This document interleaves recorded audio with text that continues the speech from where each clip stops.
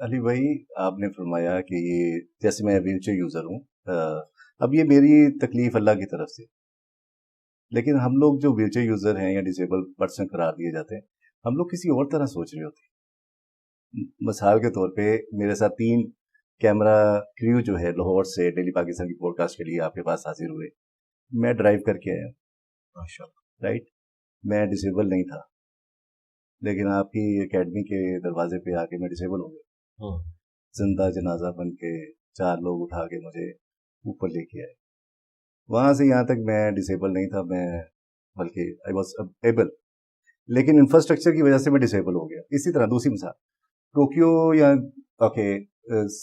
Civil میں بھی آج کل جب ہم ٹریول کرتے ہیں نا تو کہیں کوئی بیریئر نہیں ہوتا، وہاں ڈسیبلٹی نہیں ہوتی، ایکول اپرچونٹی ہے میرے پاس، برابر کی جگہ پہ میں جا سکتا ہوں. اب ہم لوگ کنفیوز ہو جاتے ہیں کہ ہم ڈسیبل ہیں کہ انکلوڈ ہیں. پھر پتہ چلتا ہے کہ جب ہم اپنے معاشرے میں آتے ہیں نا تو یہاں پہ ہم پہ الزام ہے کہ ہم کسی مصیبت میں ہیں. مصیبت میں ہم نہیں ہیں، مصیبت میں ہمیں ڈال کر ہم پہ الزام ہے کہ ہم ڈسیبل ہیں اور امتحان میں ہیں. ہم اس طرح دیکھتے ہیں. تو پلیز اس پہ مزید دیکھیں اپرچونٹی اسے سمجھنا چاہیے. جی سر. دوسری بات یہ ہے کہ دیکھیں ہر شخص کو اللہ تعالیٰ نے مختلف حالات و واقعات دی ہیں. ایک بندے کے اگر آزاد سلامت ہے جی، لیکن اس کا انٹلیکٹ اتنے لیول کا نہیں. صحیح مسلم میں حدیث ہے کہ جو عقل اور دانائی ہے یہ بھی تقدیر سے ہے. جی آج تو سائنس مانتی ہے، ورنہ تو ہر کوئی آئنسٹائن بن جاتا، جی بالکل ٹھیک ہے، ہر کوئی نیوٹن بن جاتا. یہ عقل بھی اللہ کی طرف سے ہے. ڈیٹم لیول کی عقل تو سب کو دی گئی ہے حق اور باطل میں تمیز کرنے کی، لیکن جو ایکسٹرا آرڈنری لوگ ہیں وہ تو ہیں. اب جو ایکسٹرا آرڈنری لوگ ہیں، اسٹیفن ہاکنگ تھا، وہ بھی ویل چیئر پہ چلا گیا تھا نا ایک بیماری کی وجہ سے، لیکن اللہ تعالیٰ نے اسے ایک انٹلیکٹ دیا تھا. زبان بھی نہیں چلتی تھی، اس کے لیے اسپیشل کمپیوٹر بنایا گیا، اور کس طریقے سے اس نے دنیا کو کنٹریبیوٹ کیا ہے فزکس کی فیلڈ میں. نیوٹن کے بعد آئنسٹائن، اور آئنسٹائن کے بعد اسے مانا جاتا ہے کہ اتنا بڑا وہ فزکس کی فیلڈ کا سائنٹسٹ تھا. تو انسان کنٹریبیوٹ کر سکتا ہے. باقی جس کو آپ کمزوری سمجھ رہے ہیں یہ تو ایک فیکٹر ہے نا، اور بھی کئی فیکٹر موجود ہیں. نہیں محترم، عرض میں یہ کرنا چاہ رہا ہوں، ہم لوگ نے اسے کمزوری اپنی ذات کی وجہ سے نہیں سمجھتے.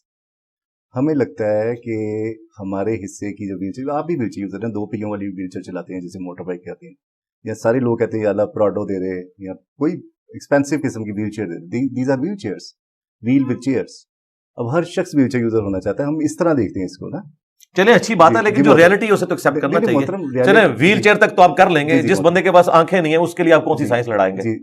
تو اس لیے میں چونکہ سائنس کا اسٹوڈنٹ ہوں نا، اس لیے اس طرح کے جو جذباتی اور فلسفیانہ باتیں نا میں اس میں بلیو نہیں کرتا. میں ریالٹی کو فیس کرتا ہوں کہ ایک ریالٹی ہے. اگر کسی شخص کے ساتھ کوئی ڈس آرڈر لگا ہوا ہے آنکھوں کی شکل میں، یا اس کے ساتھ مسئلہ ہے سننے کا، چلنے پھرنے کا، تو وہ ہے، اس نے گیون سرکمسٹانسز کے اندر اس کو اپرچونٹی سمجھنا ہے. آپ دیکھیں یا بات کریں بالکل ٹھیک ہے، لیکن ان کیس آف، ٹھیک ہے، میں کوئی بحث کرنے کا تو بیٹھا، میں آپ کو صرف بتا رہا ہوں کہ میں سائنس کا اسٹوڈنٹ ہوں تو میں لاجیکل بات کروں گا. میں ان چیزوں کے ساتھ ایگری نہیں کرتا جو آپ فلسفیانہ باتیں کر رہے ہیں، یہ لاجیکل نہیں ہے، نہ یہ کوئی بائے کرے گا، نہ اس کا کوئی ریالٹی کے ساتھ تعلق ہے.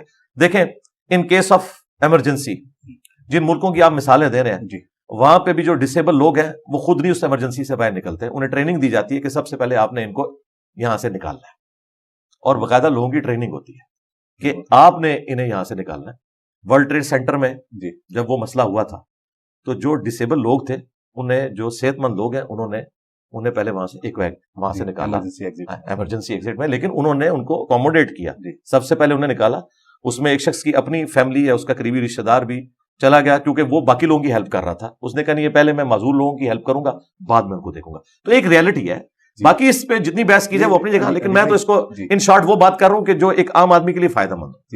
یہ جو اس طرح کی باتیں ہیں نا، یہ پڑھے لکھے لوگ اپنے آپ کو ضرور سیٹسفائی کریں چیزوں سے، ریالٹی اپنی جگہ موجود ہے. جی محترم، بہت شکریہ. اصل میں علی بھائی آپ کی رہنمائی انتہائی زیادہ ضروری اس لیے ہے، اتنا آسان سبجیکٹ اس لیے نہیں ہے. ایک طرف ہمیں آیت ہم سنتے ہیں لقد خلقنا الانسان فی احسن تقویم، اللہ نے بہترین تخلیق کیا، اور میرا 100% یقین ہے، یعنی میں اللہ مجھے اگر قبولیت فرمائے میں جنت میں جاؤں اگر انشاءاللہ تعالی اللہ نے چاہا، تو میں ویل چیئر پہ جانا چاہتا ہوں، کیونکہ یہ لائف سٹائل اللہ نے میری تخلیق بہت خوبصورت کی ہوئی ہے. میری اونرشپ ہے اللہ کی ذات پہ نا.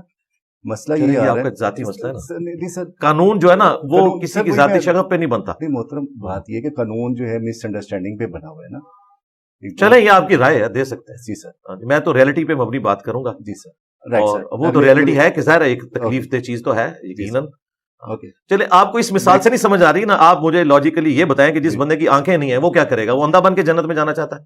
سر کمیونیکیشن ضروری ہوتی ہے, وہ آنکھوں سے ہو, آواز سے ہو, کانوں سے بھی دیکھا جا سکتا ہے, ہاتھوں سے. آپ مجھے بتائیں کون سی سائنس ہے جو بتا رہی ہے کہ جو آنکھوں کی کوئی اس کا کوئی ایکویلنٹ کوئی نعمت دنیا میں موجود ہے تو مجھے بتا دیں. دنیا کی کوئی رنگینی ایک شخص جس کے پاس آنکھیں نہیں ہیں اسے تو کنسپٹ ہی نہیں ہے, آپ کیسے دکھا؟ جی سر, یہی سوال میں نے آج سے 20 سال پہلے جب میں گریجویشن کر رہا تھا اپنے بلائنڈ دوست سے پوچھا تھا. اس نے کہا تھا جو رنگ سورج کا میرے ذہن میں وہ میں تمہیں ایکسپلین نہیں کر سکتا جس طرح تم مجھے ایکسپلین نہیں کر سکتے. ہر کسی کو اللہ نے, چلیں اس کی جذباتی باتیں ہیں سر. تو سر